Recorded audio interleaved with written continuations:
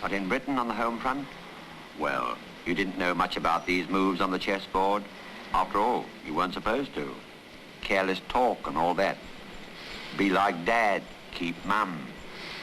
So you went on fighting the enemy in the only way you knew how. By somehow getting along day by day with what there was and making it go as far as it could. War depends on where you're standing. Germans on the Volga, but no fish on the slab. Japs fight fiercely for Guadalcanal.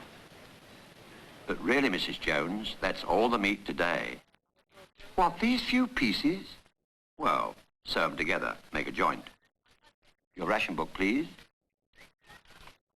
Turned out nice again, didn't it? The Canadians raid Dieppe, and though forced to withdraw after heavy losses, their foray has diverted German attention from other fields.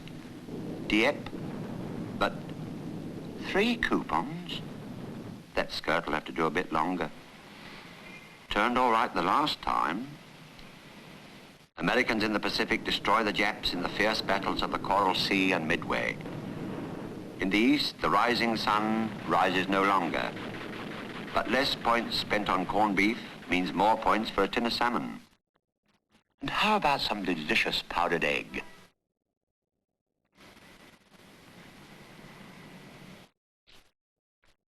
At Berchtesgaden, the Nazi leading lights rejoice in their success. Stalingrad about to fall. Rommel at the very gates of Egypt. Ribbentrop smiles. Even Himmler beams through his glasses. And the lady known at the Nazi court as Eva Braun, the Führer's friend, points gaily to her dancing friend. Yes, they all feel good. But then they haven't heard yet what Mrs. Jones hears that night on her radio. Out of the desert, out of Cairo, there has come tonight the news for which we have been waiting.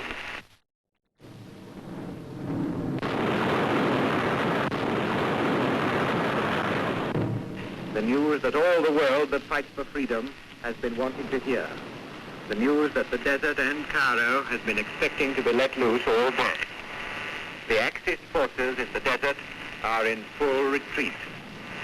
There's no shadow of doubt about it. The enemy are on the run, and we are after them.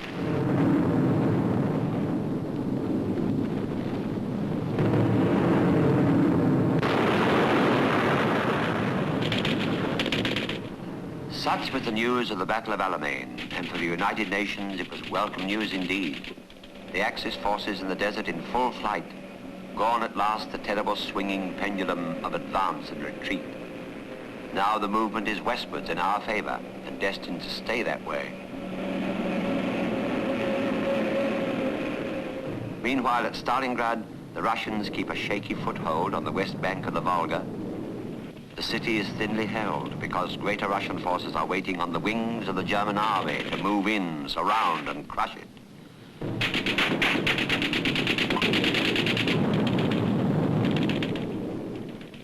Stalingrad, too, the tide is about to turn.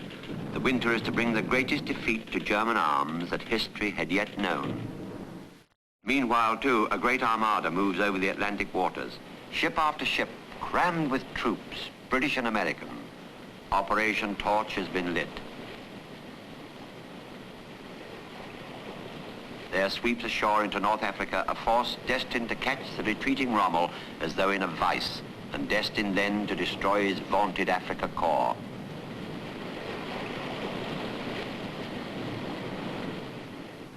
At long last, the great Allied steamroller is in motion. Slowly as yet, but that doesn't make it any the less certain. The overall pattern of the next 2 years has been set, a pattern whose shape was first discerned at a little desert railway station called El Alamein. We have victory. A remarkable and definite victory.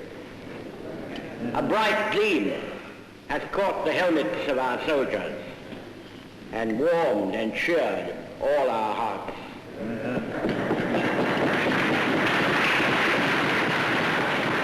Rommel's army has been defeated.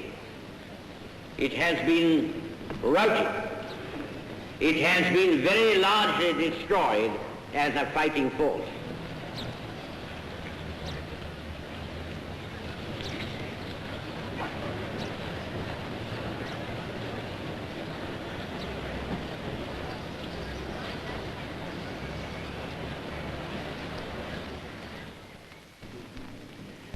Ah, this is not the end.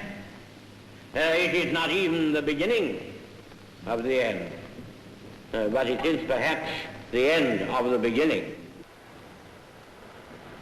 It is destined to be a long march yet to Italy, Normandy, Okinawa, and finally to Berlin and Tokyo Bay. But at least the tide has turned, and for the first time since the threat of invasion, Britain rings her church bells in celebration.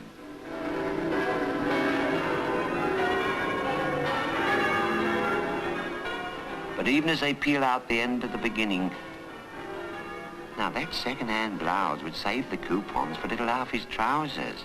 That second-hand blouse would, because, you see, it's second-hand. I'm the girl that makes the thing that holds the oil that oils the spring, that drives the shank, that turns the crank, that works the thingamy-bob. It's a ticklish sort of job, making a thing for a thingamy-bob, especially when you don't know what it's for. But it's the girl that makes the thing that drills the hole, that holds the ring, that works the thingamy-bob, that makes